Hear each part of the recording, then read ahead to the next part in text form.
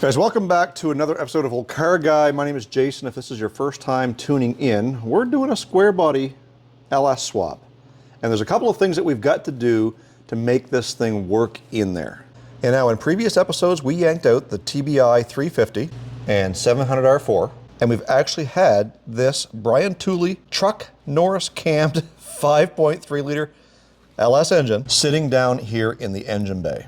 And with the help of Tejas Steelworks, we were able to use the LS to square body mounts that are on the engine and mate them up to the factory clamshell style engine mounts. And one of the things that we want to maintain on this LS with the square body is cruise control. So we've removed the factory cruise control off of the TBI 350, which, if you don't know, even though this is a square body, it utilizes the OBS style cruise control servo off of the 88 to 98 style trucks. And as I mentioned, what once was mounted here, which we have to mount on the passenger side, because on this LS, whether you're using an aftermarket throttle body or the original throttle body that runs on a cable, you're going to have to relocate the servo.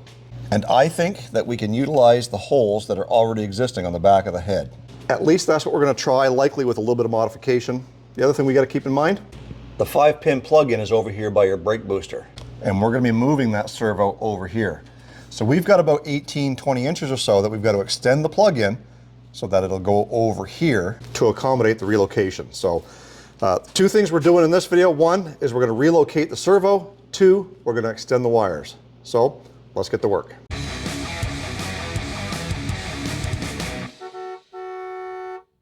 So what I want to be able to do is I want to be able to reuse this hole here and either one of these two holes over here. But because of the way that this bracket is bent, I think I can use this one, but I've got to straighten out this to see if it reaches over here or down here.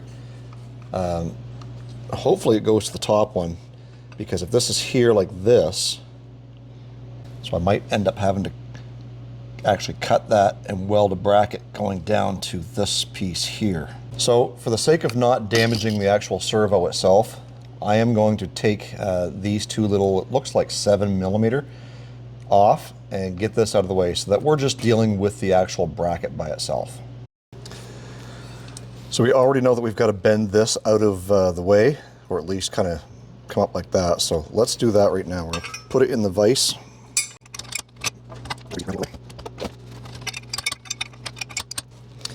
I think we can get that fairly square right there.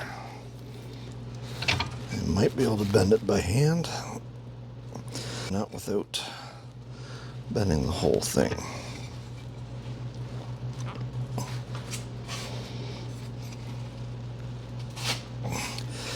Not the end of the world, we can straighten that out. So now we've got that bent back at a 90. It did bend here, no big deal.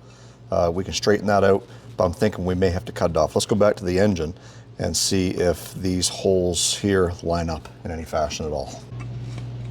No, so that's not going to work at all. And the biggest reason is because this bracket's hitting the valve cover. We've got to kind of bring this up more this way into a position where it's actually not going to hit. So this tab is actually not going to be used at all, so we're going to cut that off.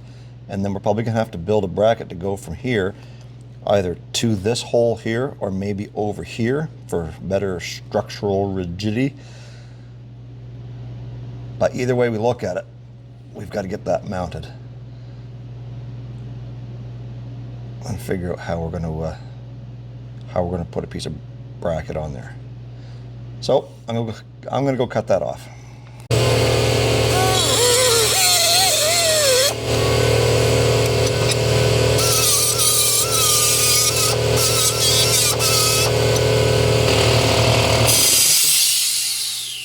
So anytime we're going into a blind hole, it's always a good idea to make sure that those threads are in good shape.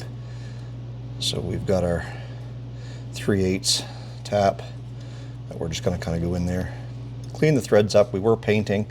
We don't know where this block has been, so we just want to make sure that we're going in there the whole way and not causing any damage, and blow out any debris that might be in there with it.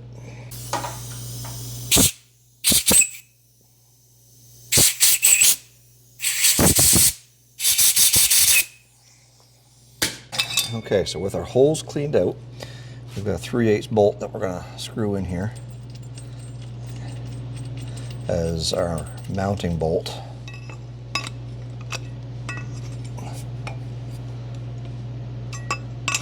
It doesn't seem to want to accommodate 3/8 bolt, so we're going to have to kind of V that out a little bit.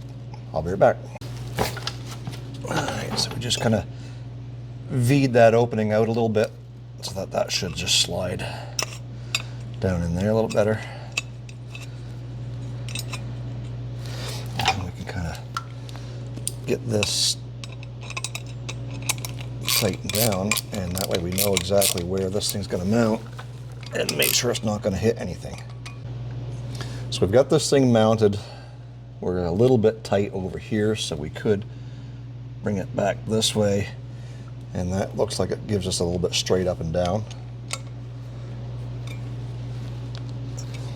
But back in here, there's very little clearance between the fuel rail and the bracket, so we should be able to just bend that back a little bit and give us the clearance that we need. And if we look at it from this angle, it looks like it's leaning forward a bit anyway.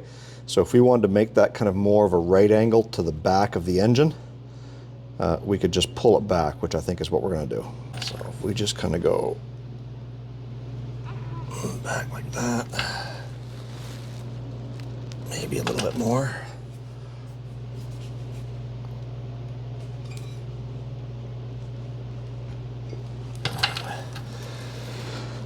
That looks a little better. So now what we got to be able to do is have a bracket that comes down from here or here and attaches to that. So we got to go find a piece of metal that we can kind of weld onto here. That's got a right angle. Do the same thing, V it so that it slides in to that little bolt there. So remember this piece that we cut off? I think we can reuse that. Because if we go and we bolt that into that top hole right there, we should be able to take this, bend it at a right angle, right about here-ish, and weld it to that bottom part of the bracket. If I wanted to, I could grind those nuts off and reuse one of those holes, but I think what I'll do is I'd like to be able to use a hole by itself right there in the center. So I am going to drill that hole. We will bolt it on there, and then we'll find out where we've got to bend this at a right angle to come over to be able to weld to this. All right, so we've got that bracket bolted on there, and now we've just got to figure out where we need to bend it to get it to come over and match right here. So I'm going to go grab a scratch awl, and we will scratch that and see what it looks like. I guess scratch awls are a thing for the rich, so I'm just going to use a screwdriver, and we're going to come right across here.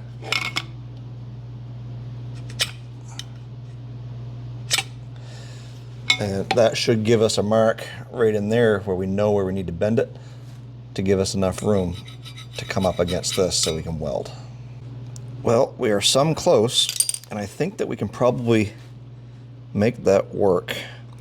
I can bend that up just a hair to meet that, and then we can strike a weld on the inside so that we don't see it, and then over here we can just cut off the excess that we don't need. So I'm going to scribe that so we know where to cut, and we'll get this thing welded up. So I decided to notch this out here, this little lip, and that way when that's bolted up we can weld it right on the engine. You guys can see that.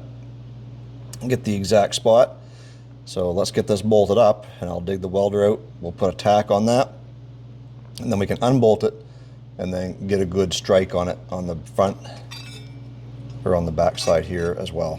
Now we've got that there and plenty of room back there.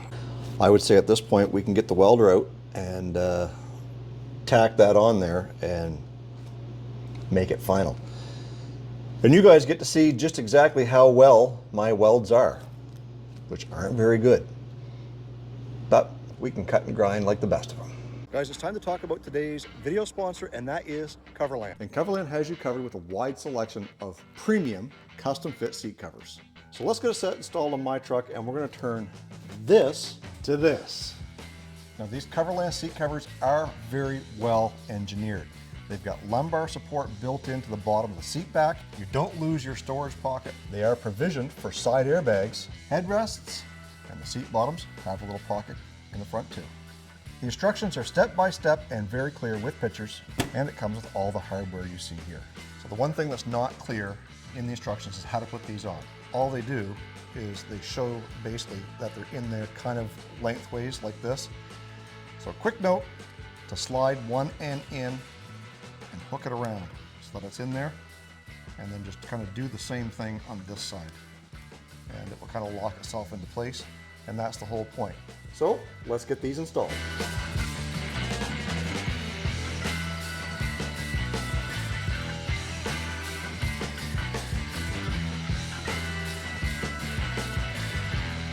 So folks, no matter what brand of vehicle you drive, Coverland's got you covered. And not only does Coverland do seat covers for a variety of vehicles, they also do car covers. If you're storing that car indoors, outdoors, for the winter, or in the middle of summer, Coverland car covers also make a great choice in protecting your ride. There's going to be a link in the description box down below, and there'll be a coupon code right here for you to save on your Coverland covers. Thanks Coverland for sponsoring this video. Now, let's get back to work.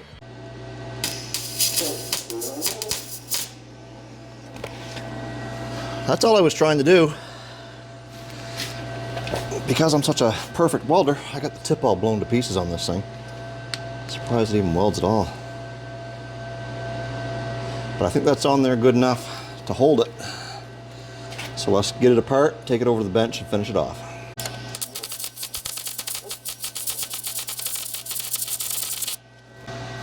It's not perfect. I didn't get the whole thing away the whole way across either, so.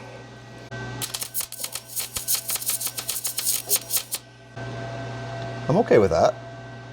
I mean, you guys aren't going to see it once it's on the truck, so let's get that front side. You know what? That's probably enough anyway.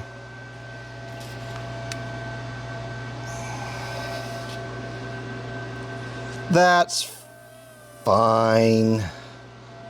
We're going to call that good.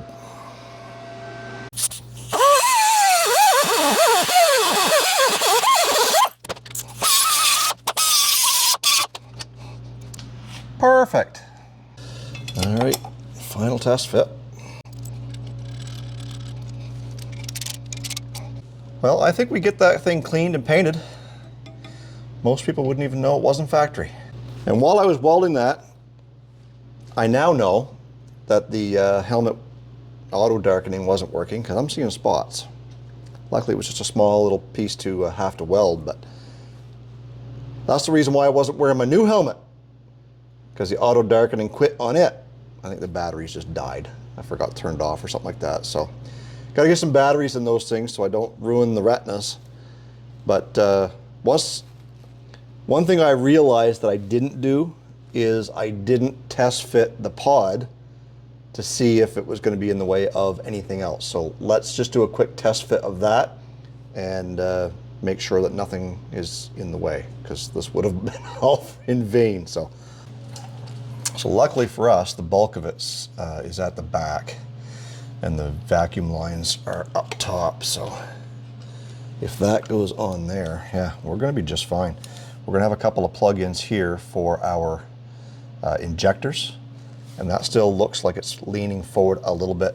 We can kind of cock that back a bit if we have to, but I think it's going to be a-okay. Whoop, those screws are small, and you don't want to have to do this on the truck when it's in the engine. So now the question needs to be asked, does this line up with the throttle at all? Probably gonna say no, it doesn't. But I think we can make it work. So the cable needs to come from the pod up here to this bracket here. Of course, the chains are in the way, but into this bracket here, and then hook up to the throttle. It's not a direct line of sight, but I think we can make it work because the cable itself is going to be quite flexible so that we can just bend it over to that as need be. Worst case, we got to redo the bracket in some fashion to make it work, but I think we are good to go. So now that we've got that part of it done, we now have to extend our plug-in that fits on the pod and then goes over to the factory harness. And I think there's really only one easy way to make this happen. And I think that way is to leave this plug-in, the factory one that plugs into the engine harness, as well as leave this that plugs into the pod. They're both very unique. And just basically snip the wire and extend everything with the amount of length that we need. So I've got these wires all cut and ready to roll. And one tip, if I have one to share with you when it comes to doing splicing and 12 volt, is if I just cut this in the middle and splice everything in one spot, I'm going to have a big bulky clump of wires all together that I need to tape. So my tip is to stagger your cuts so that the heat shrink kind of is staggered. You don't get that great big clump of wires. You just got a little narrow one here all the way down.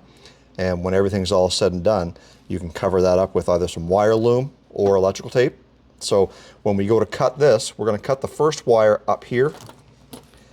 As you can see, we're going to cut the first wire up here, second one, third, fourth, and fifth.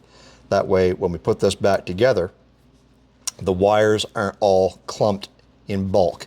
On the other end, if all of your wires you're using to splice in, if they're all the same length, which mine are, then it will do the same thing at the other end.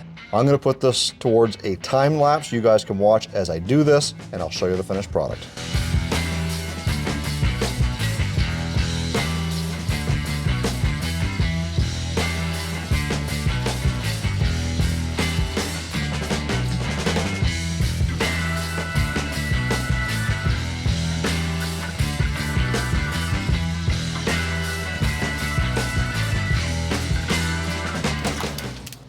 And there we have it. We've got our factory plug-in on both ends, and we've extended it by about 22 inches. We went a little longer than we had to, and it's all kind of hidden in behind this loom so that once we get it wired inside the engine compartment, it just kind of blends in. At least that's the plan.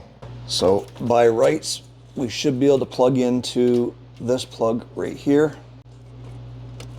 And then you can take this and run it with the rest of the main harness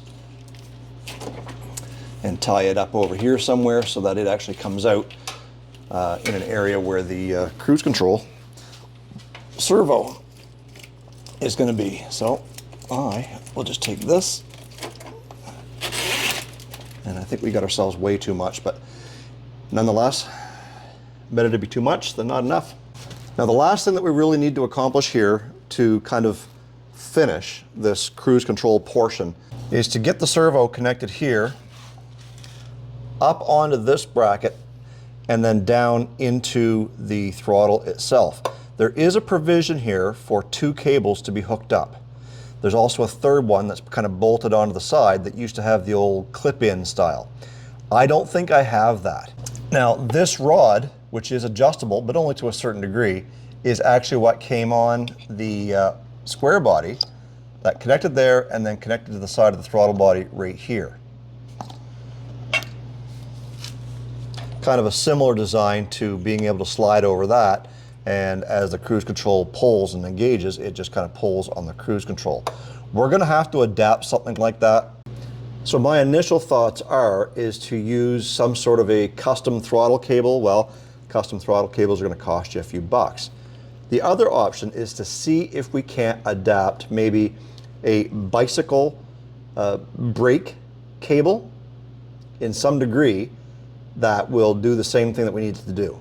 Connect here, manufacture some sort of a bracket here to hold the shiv in place, and there's actually a hole right there too we might be able to take advantage of to run the cable through, and then just connect it to this piece here. Either way, I don't think it's going to be a big job. So guys, don't forget to check out Coverland for that exclusive discount from Olde Carr Guy. It really helps support the channel. Also, don't forget my merchandise store where you can pick up some great t-shirts like this one, the construction sign, plus many more options, hats, hoodies, t-shirts, beer koozies, stickers. They're all available on my website. It is the first link in the description box down below. If you're not subscribed to Olde Carr Guy, I encourage you to do that now. We are on a quest to 50,000 subscribers by the end of 2026. As of February 2026, we are just over 42,000, so I think it's looking good to make that goal. If you're not following me over on Instagram, Facebook, or TikTok, we're over there as well, posting a couple of shorts and videos and pictures behind the scenes every single day. You want to know where the term "am I right" or "am I right" comes from? It's those daily shorts. So make sure you head on over there. Stay focused on the windshield, not the rear view mirror. I love you guys. God bless. Let's do it again in the next video.